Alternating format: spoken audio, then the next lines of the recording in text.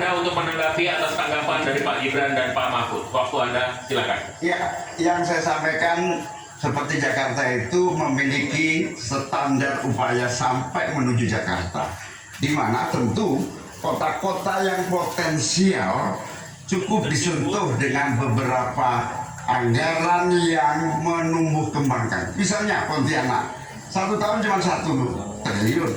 Bagaimana kalau 1 tahun kita bisa investasikan pengembangan kota hingga 3 triliun, 5 triliun. APBN kita cukup.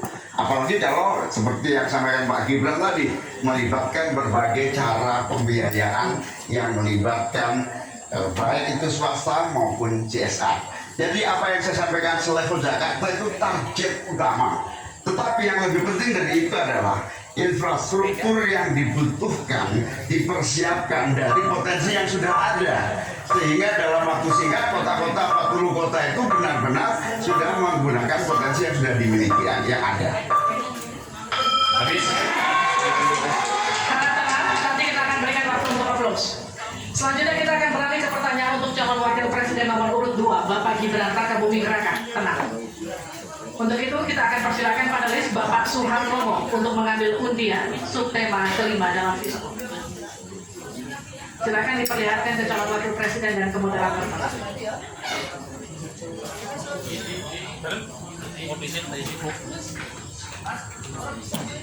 Nobar debat calon wakil presiden di Afro Cafe ini. Tauhid Ahmad, kami undang untuk mengundi A, B, E, C.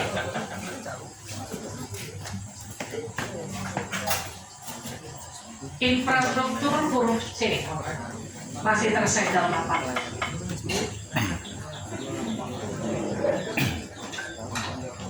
Mohon didengarkan dengan seksama karena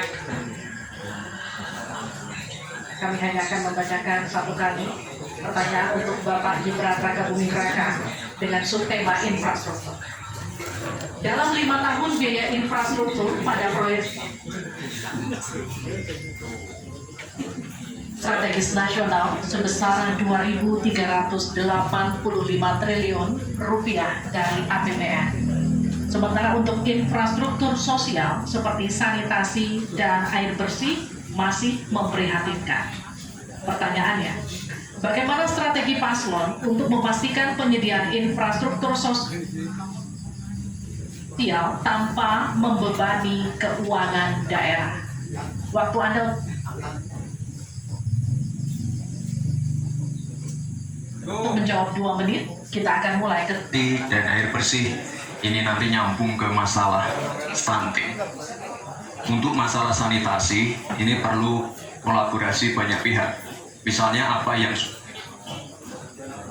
sudah saya lakukan di Solo. Kita membangun IPAL komunal di perumahan padat penduduk. Ini penting sekali. Lalu untuk kebutuhan air bersih, kita juga bekerja sama dengan kabupaten sekitar, misalnya dengan Wonogiri, Klaten, untuk mendapatkan air bersih.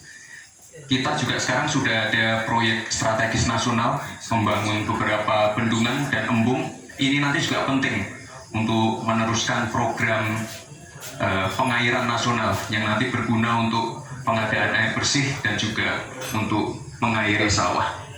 Ke depan, masalah sanitasi dan air bersih ini penting sekali.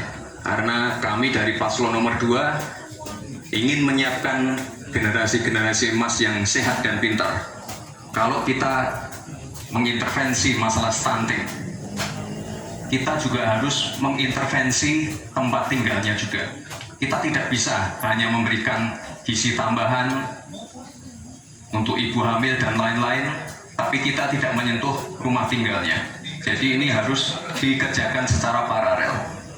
Stunting kita kerjakan, pemenuhan gizi kita kerjakan, sanitasi, drainase, air bersih, kawasan kumuh, ini harus kita selesaikan juga secara paralel.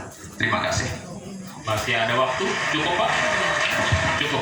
Baik, saya berikan waktu untuk Pak Mahfud untuk menanggapi jawaban dari Pak Gibran. Mas Gibran yang terhormat, tadi itu pertanyaan yang dibacakan moderator bagaimana strategi paslon untuk memastikan penyediaan infrastruktur sosial tanpa membebani keuangan daerah. Kayaknya belum terjawab. Tadi yang dijawab tuh infrastruktur fisik semua tuh.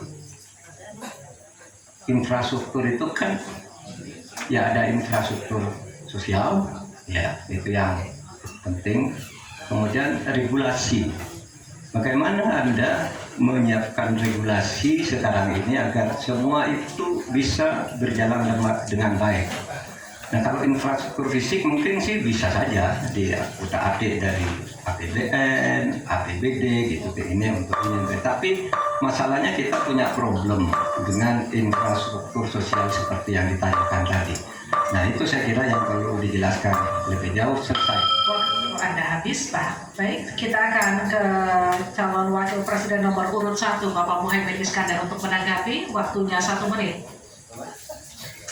Infrastruktur yang disampaikan Pak Gibran menjadi bagian dari yang perlu disediakan. Tapi infrastruktur sosial atau infrastruktur kerakyatan pada dasarnya kita bisa melibatkan semua pihak untuk hadir dan memberikan solusi. Contohnya infrastruktur gedung-gedung sekolah yang memberikan kesehatan, kecerdasan bagi masa depan anak didik kita.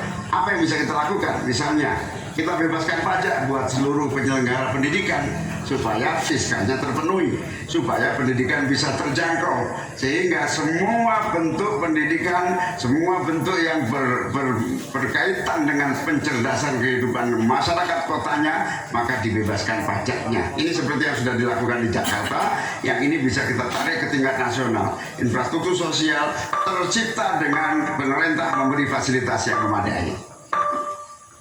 Cukup, Cukup, Pak? Bapak? Cukup. Baik.